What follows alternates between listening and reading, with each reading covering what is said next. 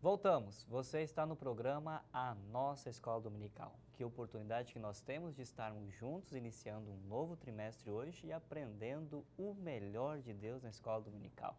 Extraordinário será esse trimestre porque nós iremos aprender e celebrar, festejar 500 anos de conquista, 500 anos da Reforma Protestante.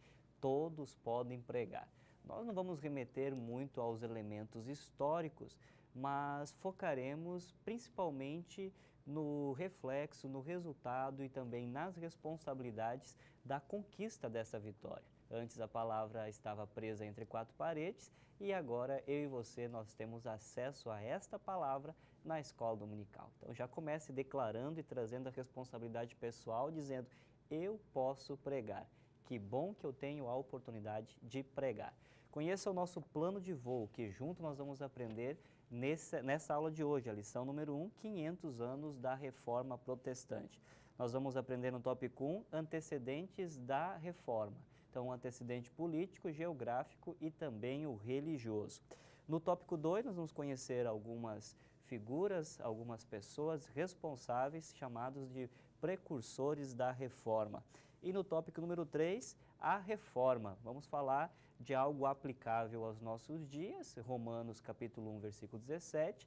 Iremos conhecer dar uma pincelada sobre elas, sobre as 95 teses e o efeito dessas 95 teses e como que isso se aplica na minha e na sua vida hoje.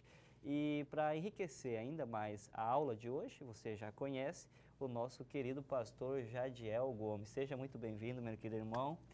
Bem-vindo e parabéns. Obrigado, pastor. É sempre uma honra estar contigo aqui e com a nossa querida Escola Dominical, que o nosso coração pulsa por esse ministério. Deixa eu contar uma novidade para você, extraordinário. O pastor Jadiel, ele sempre dá a dica do professor e sempre está trabalhando na coordenação também da Escola Dominical em Belém e também no conselho editorial, coordenação editorial, mas nesse trimestre tem algo especial. Ele é o comentarista da revista dos adolescentes. Como é o nome mesmo da revista? Sim, posso pregar?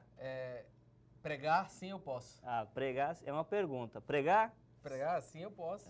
Legal. Conte um pouquinho pra gente, do que os adolescentes podem esperar dessa revista para os adolescentes. O nosso grande sonho quando iniciamos esse projeto para adolescentes, junto com o pastor Gerson de São José dos Campos, que foi usado por Deus para dar o grande passo em direção a essa produção, é que o adolescente de 12 a 15 anos da nossa idade de sugestão possa conversar com seu pai, com alguém adulto, seu responsável no caminho para a escola dominical, sobre o mesmo tema, sobre o mesmo assunto.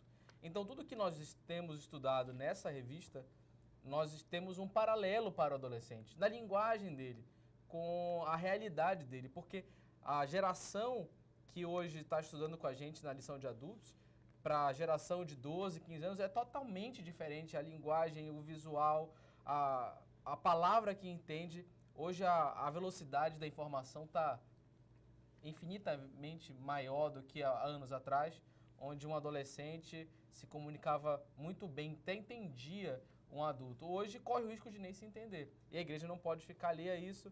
Nós queremos conhecer a linguagem e alcançar o coração do adolescente de a forma que ele entenda. Então, a família que participa na escola dominical, seja o adolescente, seja adultos e jovens, eles estão estudando sobre o mesmo assunto, mas numa linguagem apropriada para cada faixa etária. Exatamente, os versículos são os mesmos e cada um vai conseguir compreender e aplicar, porque não é só entender.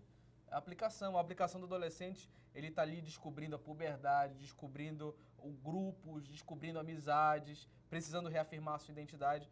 Então, a aplicação pessoal na vida do adolescente, ela é diferente do que é da vida do adulto.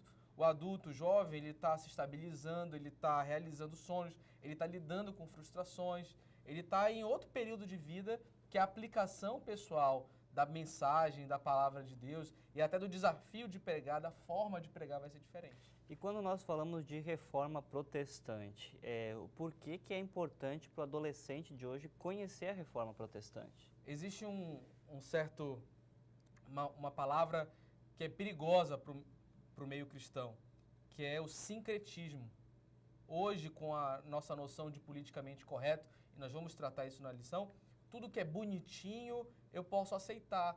E às vezes alguma coisa até bonita, politicamente correta, ela tem uma base histórica perigosa, que deturpa a nossa fé e contradiz a própria Bíblia.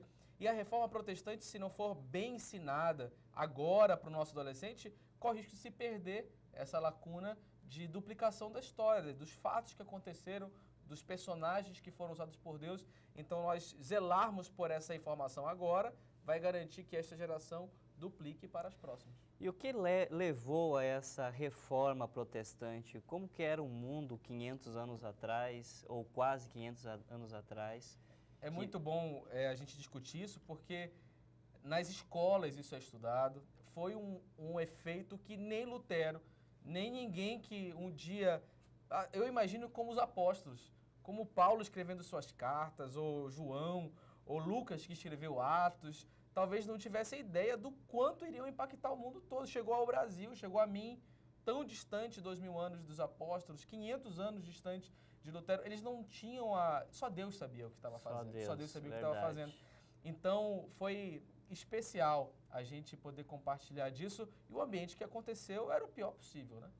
Era o pior possível porque a humanidade, nos seus ciclos de prosperidade, declínio, de guerras e paz, passava por momentos muito difíceis. E Deus escolheu, semelhante como Jesus veio na plenitude do tempo, creio que Deus também preservou na plenitude do tempo, com a dose certa, preservando a vida das pessoas certas e também aceitando o sacrifício das pessoas certas para que esse grande legado chegasse até nós. Para que a palavra que antes estava presa entre quatro paredes, algumas pessoas tinham acesso, ela pudesse agora ser disponibilizada ao povo. Talvez era exatamente isso, mas a gente pode dizer que é até pior que isso.